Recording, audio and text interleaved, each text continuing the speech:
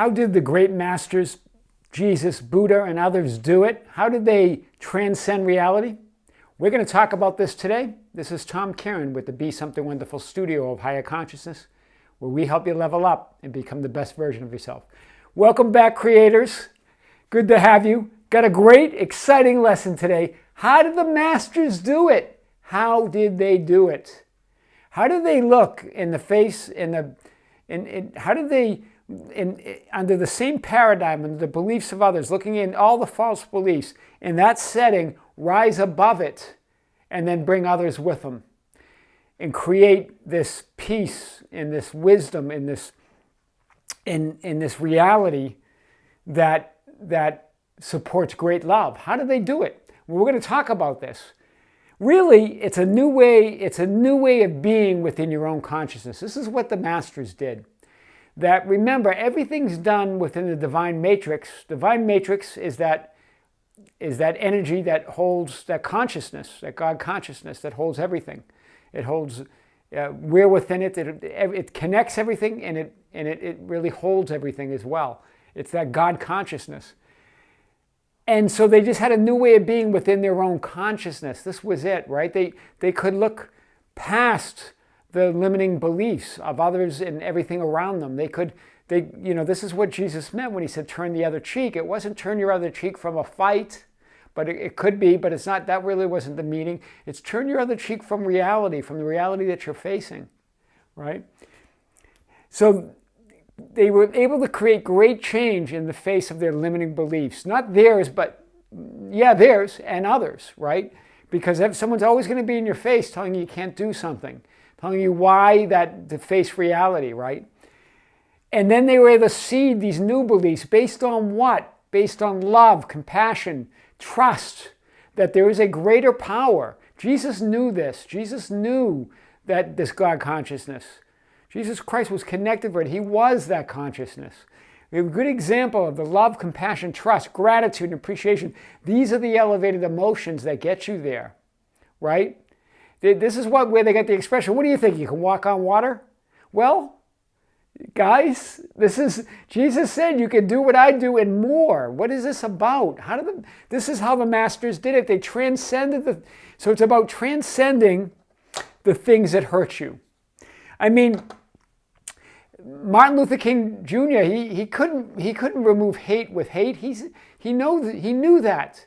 He knew that you can't get rid of hate with hate, right? You can't get rid of hurt with more hurt, right? This is the idea, guys. Transcend the things that hurt you. This is what the greats were able to do.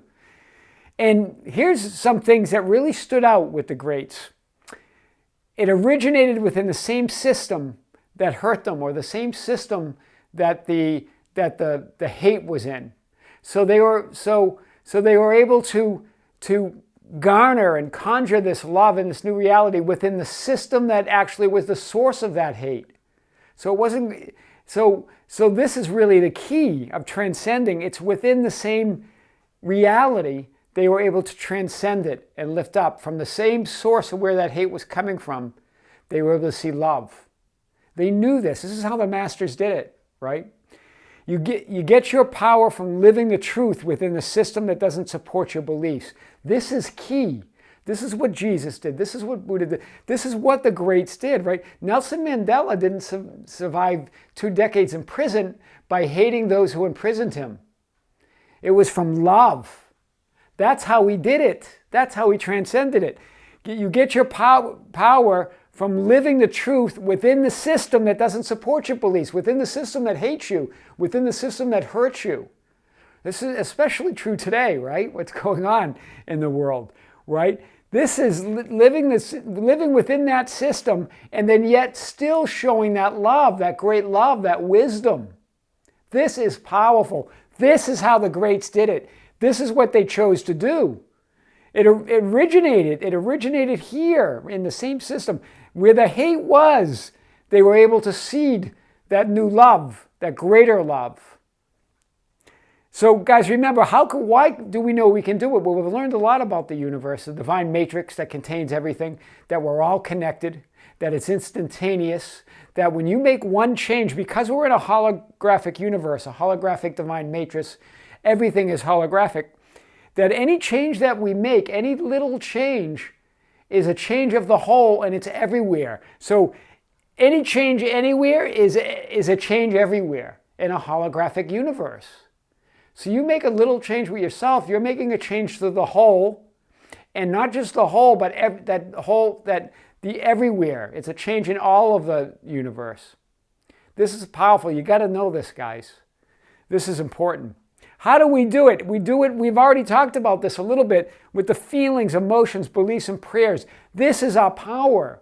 This is how we upgrade our reality, right? This is what Gregg Braden, again, talks about in Divine Matrix. I'm using a lot of what he has talked about here, and I'll put a link down below. But he almost compares it to upgrading a software program, changing itself within its own program, right? Not that, and within that operating system of hate, changing the program to overcome it, to transcend it. This is powerful. That's how the ancients did it, and you can do it too. Jesus said it. You can do what I do and more, and greater things you can do. Yeah. Right? You can do what I do and greater things you will do. Why did he say that? He knew. He knew that and you have that Christ within you. You have that power, right? The power isn't hate. The power isn't resistance. The power isn't criticizing and downing others and looking, comparing and fighting and elbowing. You don't end wars with more war. Right? You don't find peace with war. You don't find love with hate. So this is what the masters knew. And it's been a lesson for thousands of years, and we're still learning it. Right? So you can do it too. We're going to get into some details, steps that Gregg talks about in Divine Matrix. And it's really powerful stuff, guys. This is what I want to leave you with for now. We'll get back to it. This is Tom Kieran with the Be Something Wonderful studio of Higher Consciousness, where we help you level up and become the best version of yourself. Guys, don't forget to subscribe, hit the notification bell, and comment on our videos. Share them. We love you. Join us. Be Something Wonderful. Tom Kieran. See you soon.